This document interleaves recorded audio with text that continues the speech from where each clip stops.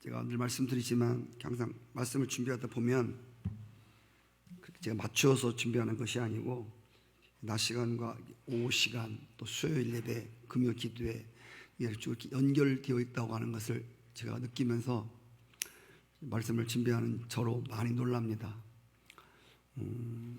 항상 하나님은 짝이 있게 말씀을 하세요. 그래서 그 낮 시간에 말씀하셨던 부분들이 부족하면 또 오후 시간에 이렇게 해서 또 그것을 완전하게 하시는 것을 제가 보면서 정말 하나님 진짜 완전하신 분이다.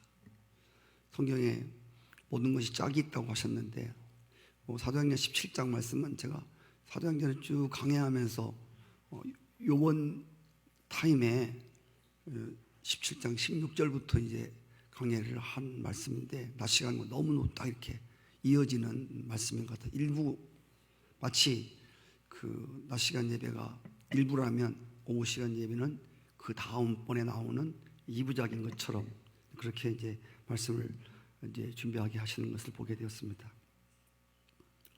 사도 바울 선생님이 이제 베리아에 가서 복음 전도를 하셨는데 거기서 성공적으로 복음을 전합니다. 많은 사람들이 예수를 믿게 되었습니다. 너무 기분이 좋았습니다. 그리고 이제는 그리스 아테네로 갑니다. 여러분 아테네 하면 그리스도의 수도인데 아테네는 인류의 정신적인 문화의 예술의 본거지입니다. 소위 말하는 철학의 발상지가 바로 아테네입니다. 문명의 요람이 아테네입니다. 지금까지 아테네의 철학을 능가하는 현대 철학이 없습니다. 모든 예술이 아테네에서부터 시작이 되었습니다. 문화의 발상지입니다. 그 당시 세계에서 가장 중요한 세 도시를 꼽으라고 한다면 첫째는 종교적으로는 예루살렘이었습니다. 예루살렘은 히브리 문화를 대표하는 것이죠. 두 번째로 정치적인 것으로 로마를 대표하며 로마는 라틴 문화 대표하는 곳입니다. 셋째로 예술의 도시입니다. 철학의 도시입니다. 아테네입니다. 헬라 문화를 대표하는 곳입니다. 이 세 도시를 바울은 다 정복하고 싶은 마음이 있었습니다. 사도 바울은 굉장히 머리가 좋은 사람입니다. 공부를 많이 하는 사람입니다. 그래서 그는 예루살렘에서 히브리 문화에서 공부를 했지만 언제든지 헬라 철학의 본산지인 아테네에 가서 공부를 하고 싶었을 것입니다. 그리고 라틴 문화를 대표하는 로마에 가서도 공부를 하고 싶은 마음이 있었습니다. 그런 그가 다메섹에서 예수를 만나고 훌렁 뒤집어졌습니다. 옛날에 모든 꿈들을 다 물어버리고 이제 공부하러 간 것이 아니라 만유의 살아계신 하나님의 복음을 가진 전도자로서 그리스 아테네에 입성하게 된 것입니다. 언젠가는 꼭 와보고 싶었던 아테네. 아마 그곳을 방문하면서 사도 바울은 상당한 기대를 걸고 왔을 것이 분명합니다. 그리스 아테네에 살고 있는 사람들은 상당히 지성인들입니다. 철학적인 사람들이고요. 굉장히 예술적인 사람들이 살았습니다. 지금도 그렇습니다만은. 그래서 바울은 이 아테네에 와서 그가 가지고 있던 지식과 그리고 그가 가지고 있는 철학으로 예수님의 복음을 잘 설명하면 베레아에서 나타났던 역사보다 훨씬 많은 사람들이 예수를 믿겠구나라고 생각했습니다. 그런데 막상 와서 그리스 아테네에 와서 복음을 전하려고 보니까 분위기가 완전히 다른 거예요. 오늘 16절에 보면 그리스 아테네의 분위기가 잘 나와 있습니다. 바울이 아테네에 와서 저희를 기다리다가 온 성에 우상이 가득한 것을 보고 마음에 분하여 라고 써 있습니다.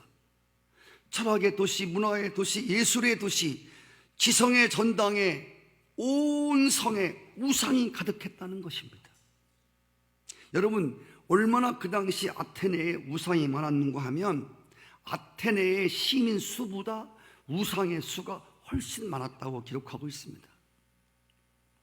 우상의 집합소였다는 말입니다. 5만 가지 신들이 다 있었습니다. 오늘 심지어 사도 바울이 쭉 아테네를 둘러보는데 거기에 알 수 없는 신이라고 새긴 단도 보았어요. 이름이 알 수 없는 신에게 경배를 드리고 제사를 드리는 거예요. 알지도 못하는 신한테. 그 지혜가 많고 그 철학적이고 예술성이 많은 사람들이 그렇게 다른 신들을 섬기고 싶단 말입니다. 여러분, 아테네 중에서도 최고의 신이 아데나 여신입니다. 이 여신을 숭배하는 신전이 파르테논 신전이라고 하는, 많이 들어봤을 것입니다. 이 파르테논 신전 위에 세워진 아데나 여신이 얼마나 컸는지 우상이 150리 밖에서도 그 아데나 여신이 보였답니다. 그런 큰 여자 신상을 세우는, 이렇게 많은 신상, 이렇게 많은 신들이 도시에 많았고 가정마다 모든 신당을 모셔놓고 살아가는 것을 볼 때, 여러분, 이렇게 우상이 많은 도시, 그러나 아테네 사람들은 그것을 쓸데없는 우상이라고 생각하지 않았습니다. 다 예술입니다. 예술. 다 신앙심이라고 생각했습니다. 이게 종교심에서 나온 거라고 생각했습니다. 고상한 종교심, 고상한 종교의 자유. 표현이 아름답죠? 우상을 숭배하면서 그들은 우리 우상 숭배한다고 하지 않았습니다. 고상한 철학, 고상한 예술, 고상한 종교심의 발로 그렇게 표현을 했단 말입니다. 바울은 철학을 전혀 모르는 사람이 아닙니다. 건축과 조각을 감상할 능력이 없는 사람도 아니었습니다. 그런데 영적인 눈이 떠진 바울이 보니까 전부 우상 숭배하는 거예요. 전부 귀신 섬기는 거예요. 여러분, 그 엄청난 예술적 능력과 철학적 재능 뒤에 있는 영적인 어두운 실체를 보았다는 겁니다. 바울은 이 아름다운 도시가 우상 숭배로 가득 찬 것을 보고 마음에 분노가 일어났습니다. 바울이 왜 분노했을까요? 저 높은 지성과 지식과 철학과 예술의 능력으로 하나님을 섬겨야 하는데 저렇게 우상을 섬기는 그들이 불쌍하다 못해서 마음에 분노가 일어나는 것입니다. 다른 하나는 그들이 가지고 있는 깊은 종교심이 잘못된 귀신들에 의해서 충족되고 있다고 하는 것에 대해서 분노를 느꼈을 것입니다. 바울은 지식, 철학, 이성, 학문, 논리가 있는 사람들의 삶은 고상하리라고 생각했습니다. 그들의 삶은 틀림없이 뭐가 다를 것이라고 생각했습니다. 근데 이번에 그리스 아테네의 방문을 통해서 바울은 인간의 이성, 인간의 지식, 인간의 철학의 한계를 본 겁니다. 겨우 그래 저 높은 지식 갖고 저 놀라운 철학을 갖고 저렇게 깊은 종교심을 갖고 그 귀신 앞에 절을 하고 있어?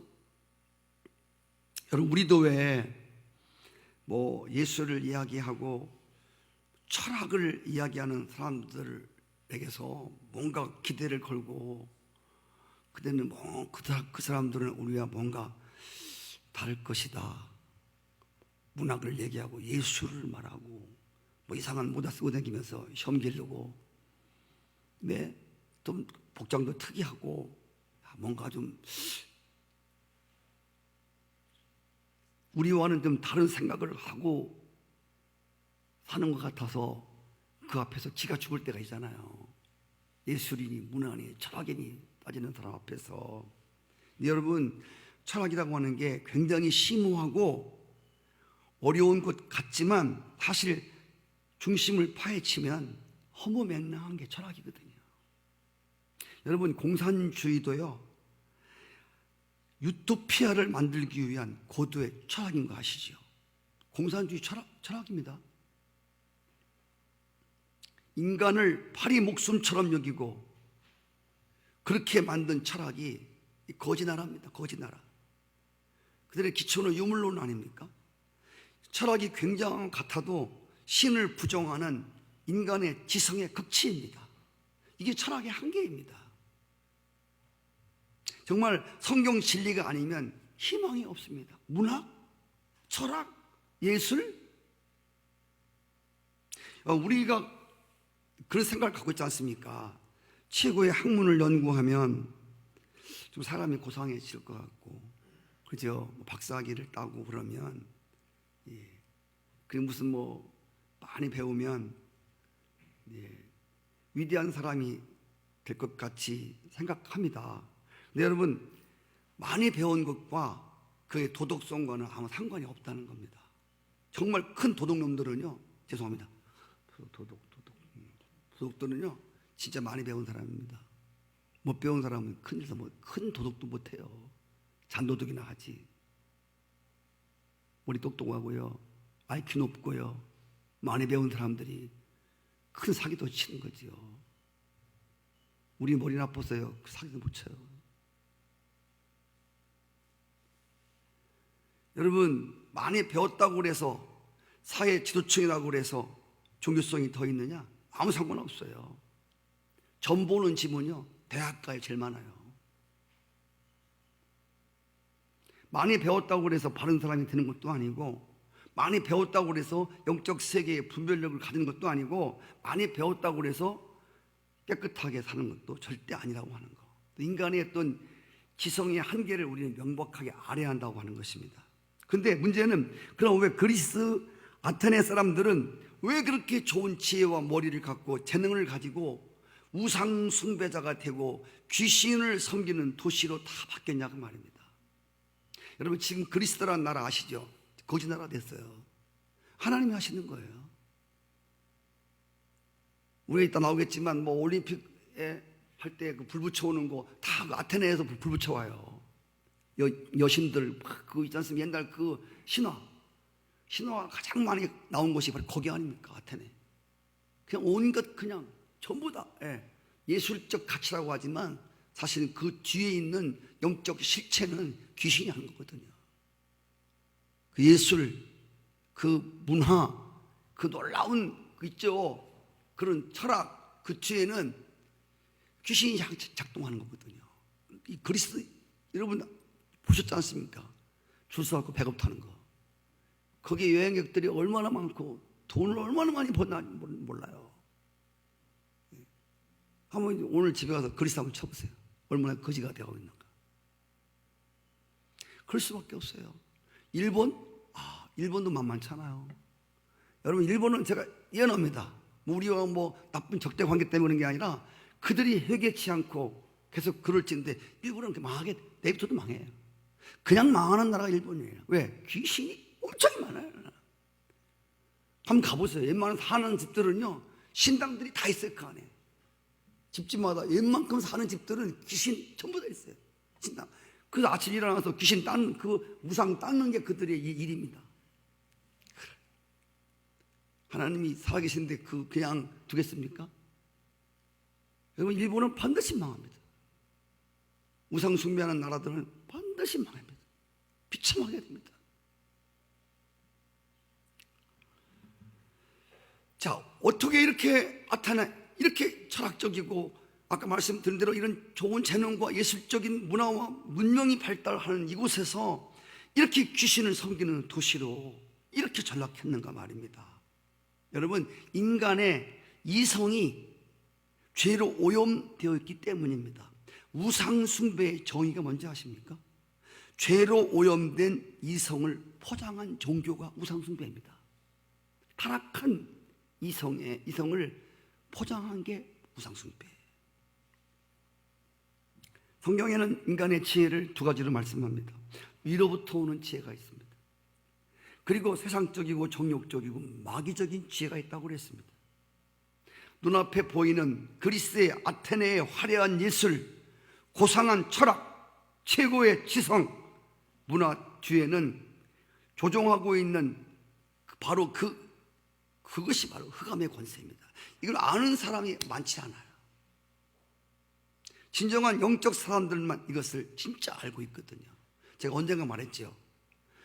제가 언젠가 말씀드린 적이 있어요. 저는 예술을 무시하는 목사는 아닙니다. 예술이나 고상한 스포츠나 이런 걸 무시하는 목사가 아니에요. 근데 여러분, 요즘에 스포츠 댄싱이라고 나왔지 않습니까? 나오고 저는 춤추는 문화에 대해서 다 나쁘다고 보지는 않아요. 그러나 중요한 것은 이런 스포츠 댄싱이라든지 뭐 피겨 스케이팅이라든지, 물론 다 벗고 해야 좀 움직이기가 자유롭기 때문에 자유롭지만, 그게 여러분 영적으로 잘 보면 그게 음란한 거거든요. 여자들이 그거 다 팬티바람 다 보이고, 여러분 만약에 여기 예술 한다고 누가 이 길 대기면서 팬티바람 다 보이면 얼마나 웃기는 거예요. 스포츠를 가장해서 사람들 눈여겨 시키고 자기 몸매 자랑하고 기술적인 것이 같지만 사실은 그 뒤에 본체는 좋은 게 아니거든요. 그게 좋은 게 아니에요. 그게 물론 우리도 교회에서 50도 하고 하지만, 그렇죠. 막 그렇게만 여자들이 막 자기 몸매를 막 드러나고 이런 거는요 별로 은혜가 안 돼요. 이런 것들이 아주 살며시 파고들어오는 흑암의 권세에 그 배우의 조종을 받고 있는 것이거든요. 사람들이 이걸 몰라요. 이렇게 말하면요 무식한 목사라고 하잖아요. 예술도 모른다고 그러고 철학도 모른다고 그러고. 가보세요, 여러분. 그리스 가보세요. 얼마나 여러분 그 이 예술적 가치를 내게하면서 우상 숭배하고 벌벌벌 떨고 있나. 사람의 생명보다 더 귀하게 여기고요.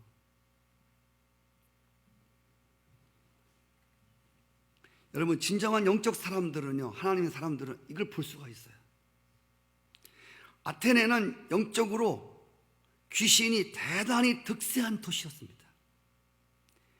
아테네의 영적으로 어두워진 과정을 세 가지로 분석할 수 있는데, 첫째로는 아테네의 제사의식입니다.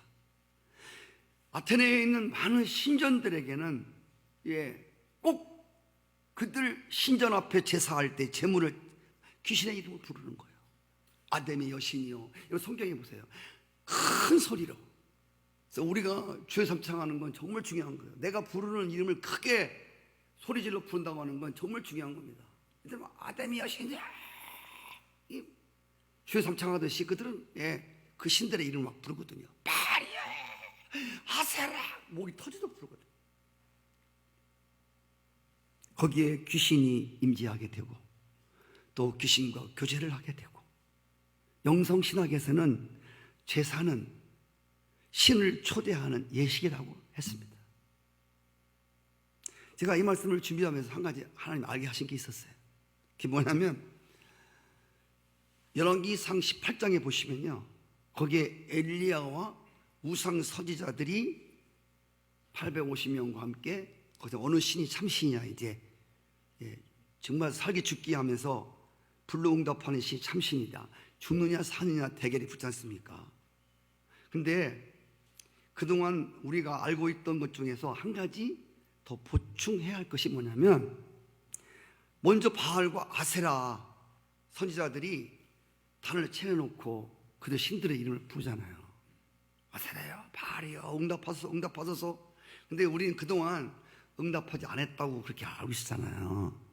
근데 주님이 저 이 말씀을 준비하는데요, 그때 응답 안 한 게 아니라 거기에 바알 신과 아세라 신이 응답하지 않은 게 아니라 응답을 했다는 거예요. 그들이 부르는 바알 신과 아세라 귀신이 거기 임했다는 거예요. 제가 깜짝 놀랐어요. 이건 뭐 어디 주석에도 안 나오고 어느 책에도 안 나오는 거, 제가 그냥 말씀을 준비하다 성령이 알게 하신 거예요. 여러분, 귀신이 임하면 어떤 사건이 벌어지죠? 요한복음 10장 10절에 보면 귀신이 임재하는 것은 죽이고 멸망시키는 거야. 하나님의 신이 임하는 것은 생명을 주기 위해서 임하시는 거야. 그럼 귀신이 어디에 임한다고? 귀신을 부르는 곳에 임하는 거야. 바알이여 아세라여 할 때 거기에 죽이고 멸망시키는 귀신이 거기 임했단 말이에요. 그래서 어떻게 됐어요? 뭐 어떻게 돼? 다 죽었지. 850명 다 멸망하고 다 죽었잖아요. 그때 죽이고 멸망시키는 그 귀신들이 거기 임했구나. 그래서 그들을 죽이고 멸망시켰구나. 물론 엘리야를 통해서 다 죽였습니다. 그러나 결국 귀신을 부르면 귀신이 임하는구나. 아멘. 성도 여러분, 여기서 참 중요한 게 그거예요. 제단을 쌓고, 보세요, 하나님의 이름을 부르며 제사를 예배를 드리면 하나님의 신이 틀림없이 임해요. 아멘. 그리고 귀신에게 단을 쌓고 귀신의 이름을 부리고 장구를 치고 꽹과리를 치면 틀림없이 그 자리에 귀신이 임하는 거예요. 오늘도 우리가 하나님께 지금 제사를 드리지 않습니까? 살아계신 하나님 앞에 하나님의 이름을 부르고 그분을 찬양하고 제사하는 이곳에 그분이 임재하여, 할렐루야, 이곳에 오셔서, 할렐루야, 우리가 드리는 예배를 받으시고 그분이 이 자리에 임하시고, 살아있는 예배를 드릴 곳에는 반드시 하나님이 임재하셨어요. 어떻게 하셔? 뭘 주셔? 생명을 주시고 주시되 풍성하게 주시고. 생명이 임하는데 조는 게 웬 말입니까? 네? 생명이 임하는데, 생명이 임하는데 하나님이 영원히 죽지 않는 영생이 그 놀라운 생명이 임하는데 어떤 일이 벌어지겠습니까? 그러죠. 생명, 생기의 기운, 살리는 기운입니다. 그래서 여러분 정말 하나님 앞에 우리가 주님의 이름을 부르고 주님을 찬송하고 마음이 열려지고 입이 열려지고 귀가 열려져서 정말 참 제사를 드리면 아벨의 제사같이 신령과 진정으로 예배하는 자들을 찾으시느니라. 예배할 때가 오나니 곧 이때라. 주의 음성을 듣는 사람은 살아나리라. 놀랍잖아요. 여러분 이렇게 예배 한 번이 중요한 거예요. 오늘날 정말 여러분들이 마음과 여러분의 삶에 여러분의 영혼의 초점이 하나님께 땅마다 떨어지는 예배 한번 딱 때려보세요. 그 예배 한 번으로 여러분 인생이 훌렁 뒤집어지는 거야. 예배 한 번으로 풀리지 않았던 숙제가 한 번으로 풀려지는 거야. 아멘. 저는 하나님 예배를 위해서 중보 기도를 많이 하게 하세요. 어느 예배가 되었든 새벽 예배가 되었든 어떤 예배가 되었든 어느 예배든 간에 죄 전에서 드리는 예배 하나 하나님의 임재 없는 예배가 없게 하십시오. 주의 이름을 부르면 반드시 하나님의 신이 임하게 돼. 가정에 단을 쌓으면 하나님께 제사에 단을 쌓으면 거기에 하나님의 신이 임하는 거예요. 무당을 들여다가 꽹과리 치고 여러분 오늘 당장 해보세요. 예, 당장 한번 드려보시라고요. 지금 제가 마음 아픈 게 하나 있는데 우리 교회 나오는 분 중에 한 분이 하나님을 믿던 분인데 그분이 귀신에게 그러니까 여러분 잘 분별을 하셔야 돼요. 그래서 여러분 너무 마음이 아픈 게 뭐냐면 하나님 섬기다가 귀신이 야 집에서 제단을 쌓아라 그러더래요. 상을 차려놓고 야 내가 뭐 음식 뭐 좋아하니까 그 놓고 그 이분이 하나님의 음성으로 알고 집에다가 제단을 차려놓은 거야. 아무도 모르게. 그리고 거기다가 갖다 이상한 제사를 드린 거야. 이상한 예배를 하나님의 음성을 들어줬다고 하고. 그 지금 제가 계속 싸우고 있는데 귀신이 나가질 않아요. 들어붙어갖고 나가질 않아요. 그분이 아픈 것은요 그냥 아픈 게 아니에요. 귀신 장난하는 거거든요. 굉장히 찌개림이 들어갔어요. 안 떠나 그 집에서. 그 몸뚱아리에서 떠나질 않는 거예요. 그러니까 제가 기도하는 가운데 너무 지금 마음 아픈 거예요. 사람이 너무 아프면요 하나님이고 귀신이고 뭐 그 귀신을 섬기면 그때 좀 낫는 것 같아요. 좀 풀어줘요. 마약 주사 맞는 것처럼. 귀신은 또 섬기게 만들어요. 결국 그러다가 죽이는 거예요. 비참하거든요 이게. 여러분 오늘 오후 시간 예배를 드리는데 제가 그러잖아요. 그냥 우리는 너무 예배가 너무 많아요. 많아서 예배의 소중함을 잃어버려요. 그래, 새벽 예배 믿음 좋은 사람 나가 드리는 거야. 오후 예배 잘러. 수요 예배 바쁜데 무슨 수요 예배야. 여러분 바쁘다고 밥 안 먹습니까? 이 하나님께 드려지는 이 예배라고 하는 게 이게 얼마나 중요한 것인지에 대해서 자꾸 가치가 자꾸만 이렇게 희석되는 거예요. 그래서 우리 이제 신앙이 살아나고요, 영적으로 살아나는 사람들은요, 예배의 가치를 알아요. 그래서 어떤 것도 바꿔먹지 않아요. 할렐루야. 생명이 좌우되는 엄청나게 중요한 거거든.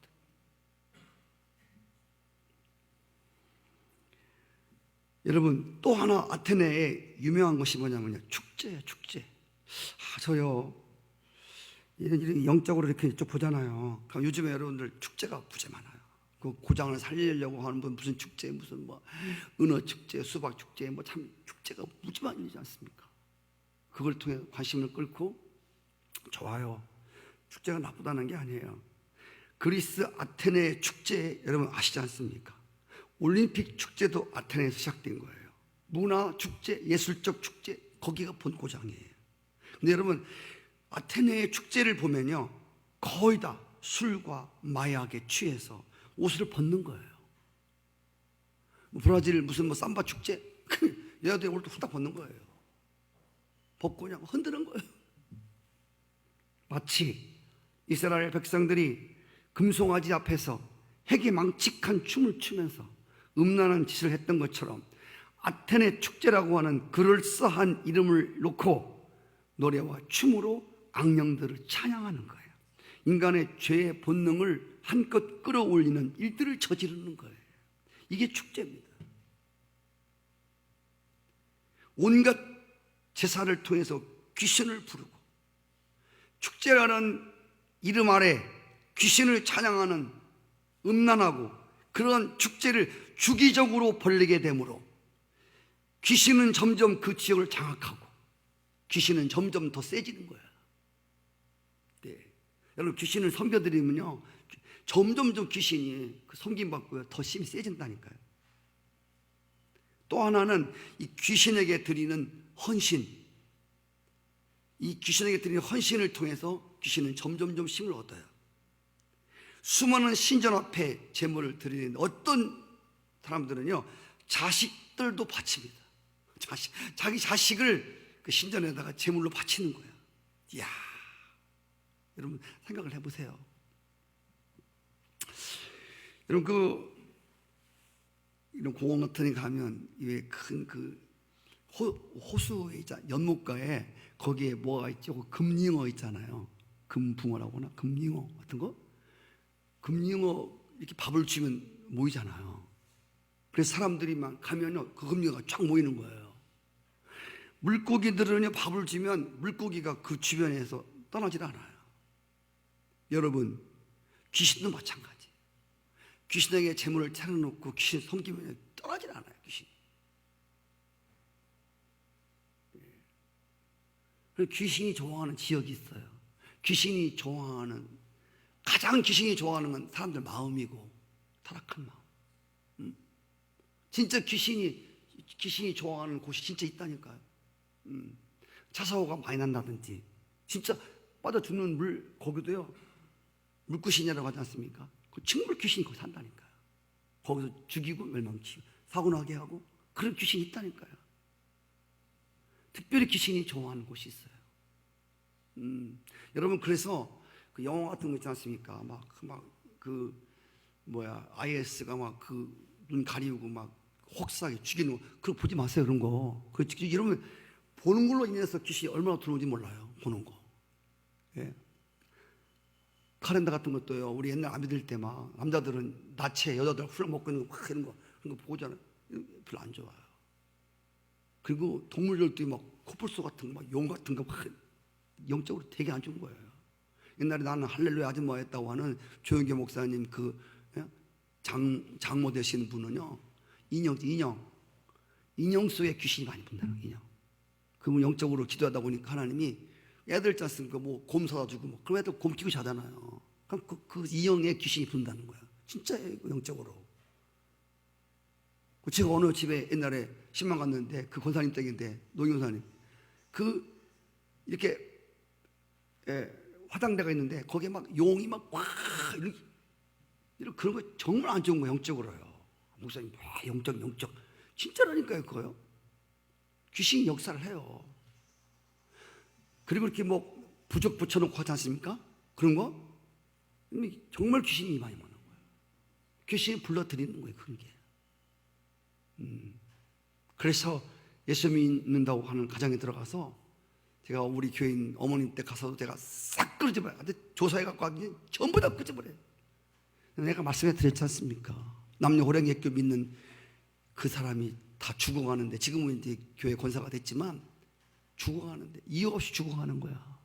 그래서 우리가 예배를 드리고요, 방을 막 뒤지니까요, 그 벽장에서요 남녀 호랭이교 책, 그게 막 쌓인 거야. 그래서 그걸 막 끄집어냈더니 다 죽어가는 그 여자가 벌떡 일어나더니 아이고 내 새끼 나간다고 막 그러더라니까. 내가 처음 봤어요 그런 거. 여러분 영적 세계 아세요?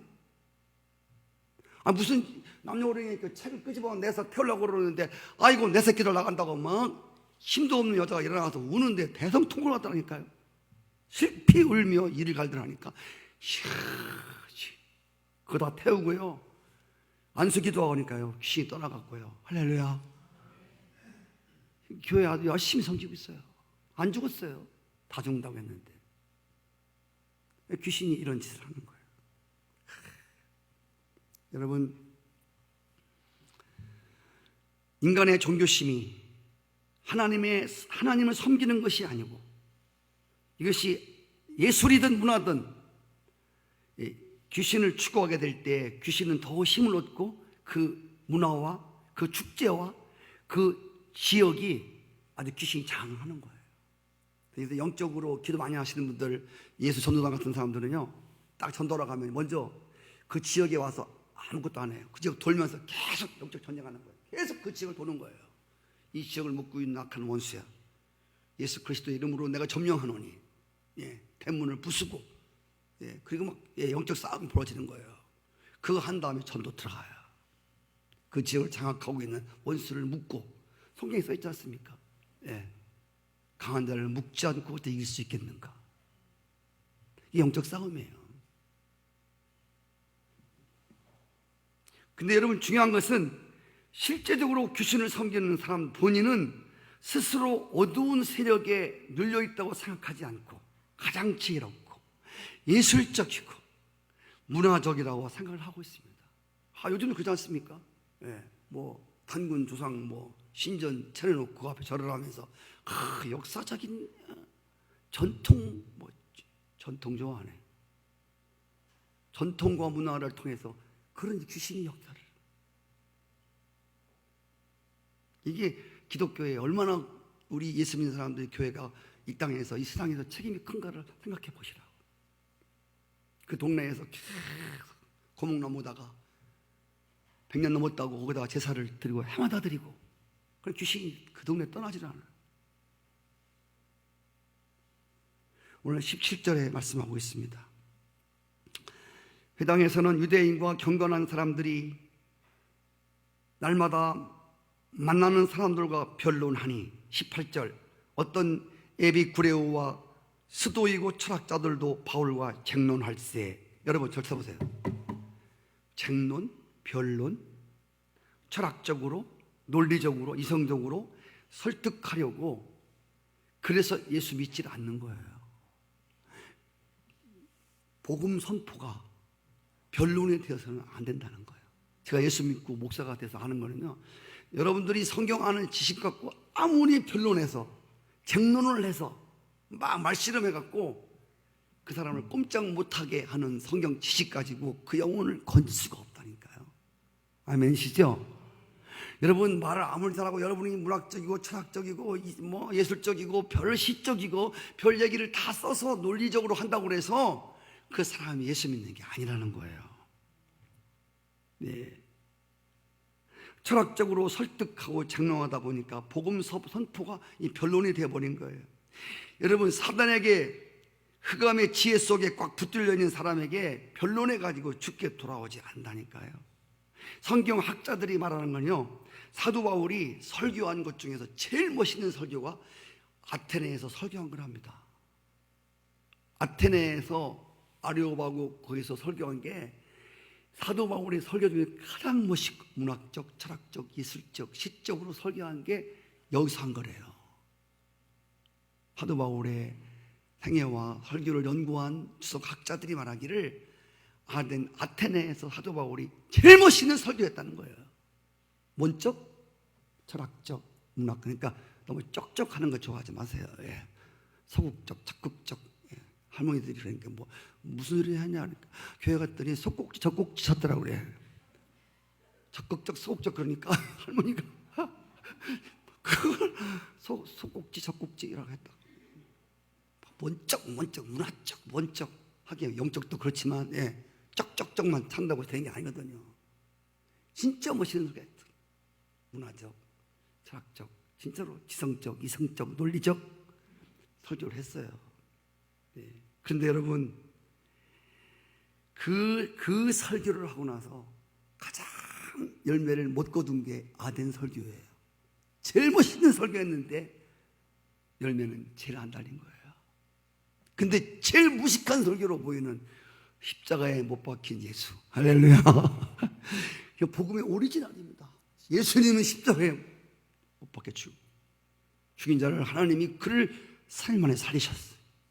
부활하신 예수 오리지널 복음을 증거할 때는 그 말도 안 되는 것 같지만 하나님이 놀라운 열매를 맺게 하시는. 그래서 이 사도 바울이 이 아덴 설교에서 몇 사람 열매 거두지 못하고 철저히 실패한 다음에 사도 바울이 고백한 게 나옵니다. 나 다시는 쩍쩍하는 설교하지 않겠다. 나 다시는 내가 논리적이고 이성적이고 내 사람들을 문학적이고 시적으로 내가 감동시키려고 설교하지 않겠다. 나는 오직 십자가에 못 박히신 할렐루야 예수를 전가하겠다. 아멘이십니까? 이때 사도 바울이 결심한 게 이거예요. 그래서 우리는 믿는 사람들은 실패도 해봐야 돼요. 저도요 말씀을 잘 준비하고 야 오늘 말씀 너무 좋다. 내가 와도 주님 이렇게 오늘 이 말씀 듣고 당신도 은혜 못 받으면 바보야. 그럴 때 있어요. 예. 그때는요 그날 설교는 죽 쓰는 거예요. 그날 설교는 제가 설교가 아무리 좋아도요 제 어떤 것으로 성도들을 감동시키려고 하고 제 어떤 설교 준비한 어떤 것으로 억양을 내렸다 올렸다 하고 믿습니까? 하고 뭐 제도치열을 취하고 행복한 얼굴을 취하고 다 이거요. 죄송합니다. 객기 부리는 거예요. 김 주사님 객기 아시죠? 김 주사님 객기하고 통하실 분이에요? 네? 딱 보면 아시잖아요. 그렇죠? 네. 객기인지 아닌지 딱 보면 알잖아요.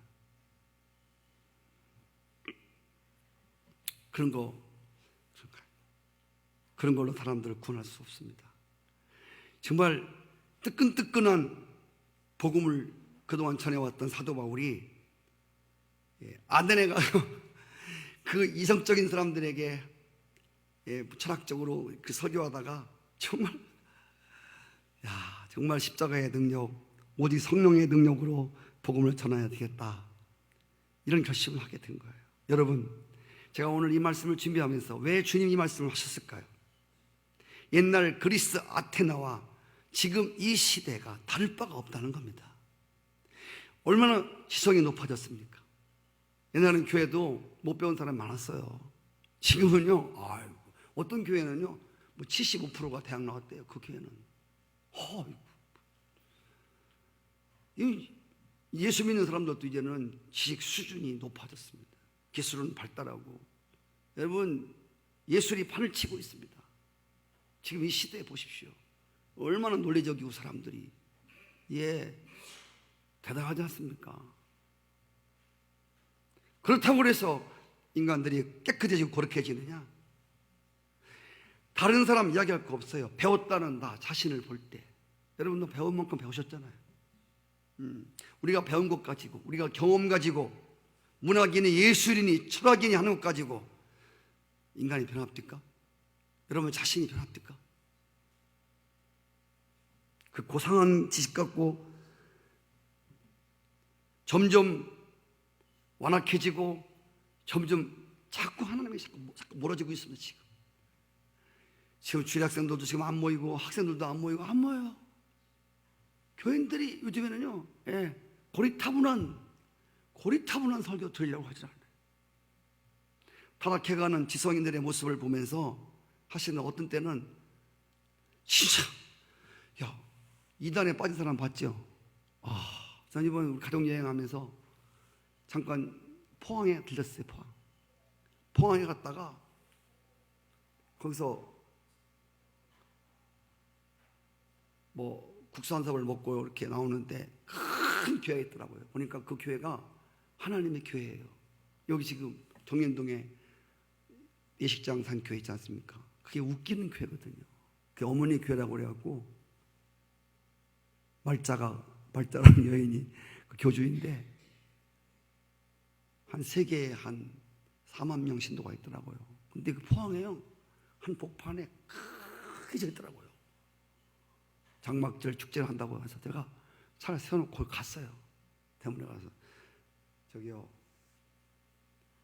여기 교회 소개하는 팜플렛 하나 주시고 막 얼굴이 우리 교회 안내하고는 달라요. 거긴 막 진짜 다들 것처럼 막 그래서 야, 진짜 이단들한테 우리 배워야 되는 거예요. 우리도 새로운 분 있으면 쫓아가서 그 사람이 나한테 가겠습니까? 새로운 사람, 뭔가 보다 저건 또 뭐야? 그 사람들이 나 들어갔더니 두 여자가 차 드시고 가시라고 팜플렛 치면서 꼬고 있어. 아이고, 진짜 웬만한 사람들 거기 들어가겠어요. 그래서 그걸 딱 봤죠. 이야, 주여, 참복음을 전하는 교회, 참복음을 전하는 교회는 쇠퇴해 가는데 어떻게 말도 안 되는, 그거 벌써인지 아세요? 예수님 말씀도 아니고 그 말자예요. 이 교주가 어머님 음성이 듣고 싶어. 주의 음성이 아니에요.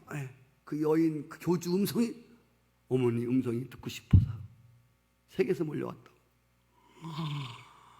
이야, 참 진짜 회개 많이 했습니다. 성도 여러분, 그 속에 어떻게 그렇게 멋있는 사람들이 많이 들어가는지. 거기 교수도 있고요. 그들이 못 배웠다면 괜찮아요. 알만한 사람이지 않았습니까? 탁 보면 몰라요. 이만희 신천지 빠진 사람들 보세요. 거기요, JMS 정명석 빠진 대학생들, 최고 지성인들 다 빠졌어요. 분노가 일어나지 않을 수 없는, 한편으로 회개할 수밖에 없는. 도대체 교회는 도대체 뭐 하는 거야? 걔들은 거짓 갖고 진짜처럼 얘기를 하고, 교회는 진짜를 갖고 가짜같이 얘기를 하고, 진짜를 얘기해도 가짜로 믿고, 걔들은 가짜를 얘기하는데 진짜로 믿고, 막 분노가 일어나잖아요. 어떻게 저런 사람들이, 대학 교수가 저렇게, 정치인들이 배울 만한 사람들이 거기가 어떻게 냐. 성도 여러분, 우리가 사실 타락해가는 지성인들의 모습을 보면서 분노하지만 쓸데없는 짓은 그 모습이 곧 내 모습이라고 하는 것입니다. 이 땅의 모든 것은 아무리 뛰어나고 아무리 고상해도 인간을 구원하는 한계를 뛰어넘는 게 없습니다. 정말로 예수 그리스도 복음 외에는 그 어떤 것으로도 구원의 진리에 도달할 길은 절대로 없습니다. 오늘 이 아테네를 보면서 믿는다고 하는 우리에게 진짜 우상은 없는지 오늘 낮 시간도 말씀드렸습니다. 교회 안에 물질주의, 인간 행복주의, 예수 믿는 목적이 예수가 우리의 행복이 아니라 예수가 떨피는 그 어떤 것이 행복인 줄 아는, 예수님이 복인 줄을 몰라요. 예수가 생명인데 우리 자꾸만 예수보다는 그 예수가 주는 그 어떤 새우깡이나 예수가 주는 어떤 거기에 우리는 매달려 있는. 그래서 예수가 주는 물질, 복 받았어, 할렐루야. 복이 없으면 어떡할 거예요? 물질 확 걷어가면 어떡할 거냐고. 기도했더니 집 두 채가 생겼네. 할렐루야. 그 집 싹 걷어 못할 거야. 예? 걷어가도 우리가 믿는 대상은 예수 그리스도야. 그러니까 욥이 다 10남매 죽고 재산 다 날아가도 오직 여호와의 이름이 찬양을 받으시옵소서. 주신 자도 당신이고 걷어가신 분도 당신이고. 할렐루야. 이게 신앙이지. 이게 진짜 신앙이지. 이게 진짜 종교지. 그러니까 주님이 주신 그 어떤 우리 가정은 너무 행복해. 주님의 은혜가 여러분, 주님이 우리의 행복이십니다. 할렐루야. 예수 그리스도가 우리의 기쁨이라고 했잖아요. 예수가 기쁨이에요. 예수가 주는 어떤 게 기쁨이 아니고 예수 자신이 우리 기쁨이 돼야 돼. 그래야 우리의 기쁨이 변하지 않아. 예수님이 변치 않듯이. 아멘. 그분이 주시는 게 우리 기쁨이라면, 줄 때만 기쁨이, 안 주면 안 기쁘잖아. 응? 문제가 해결되는 게 기쁨이라면 문제는 계속 오는데. 그래요. 그래서 우리가 믿는다고 하지만 이게 물질 숭배주의, 인간 행복주의는 아니지. 지상 낙원주의를 꿈꾸는 것이 여러분 기독교로 전락할 때 무서운 우상이 되는 거예요. 그래서 오늘 이 교회 안에도 하나님을 섬긴다고 하면서 진짜 섬기는 건 따로 있는 거예요. 진짜 기대하는 건 다른 걸 기대하고 있는 거예요. 이게 여러분 기독교 안에 우상이 그렇게 무서운 거예요. 오직 예수 그리스도. 할렐루야. 네, 오늘 낮 시간 또 섬김의 대상이 그분이 되셔야 돼. 아멘. 그분이 주는 그 어떤 것 때문에 그분을 믿는 게 아니에요. 그분이 주시든지. 여러분, 우리 어머님이 잘해주면 엄마고 잘 안 해주면 엄마 아니야? 그렇게 애들이 그러잖아. 철없는 애들이. 우리 엄마 싫어. 저쪽 영희 엄마가 좋아. 철없는 애들. 네. 책망한다고 부모가 아닙니까? 엄마가 잘해줄 때면 엄마고 잘못해주면 엄마 아니야? 부모 아니야? 아니잖아요. 우리 하나님도 마찬가지로 우리가 오늘 하나님을 섬겼는데 정말 기독교를 우상화시키지만, 할렐루야. 네, 여러분 살아계신 하나님을 그 앞에 늘 예배하고 산 예배를 드리고 신령과 진정으로 그분을 섬김으로 그분의 생명이 늘 풍성한, 여러분을 통해 하나님의 생명이 계속 흘러가는, 할렐루야. 여러분 만나는 사람들이 그 생명수 물이 흐르는 것들을 여러분을 통해서 경험할 수 있는 그런 여러분 되시기를 축복합니다.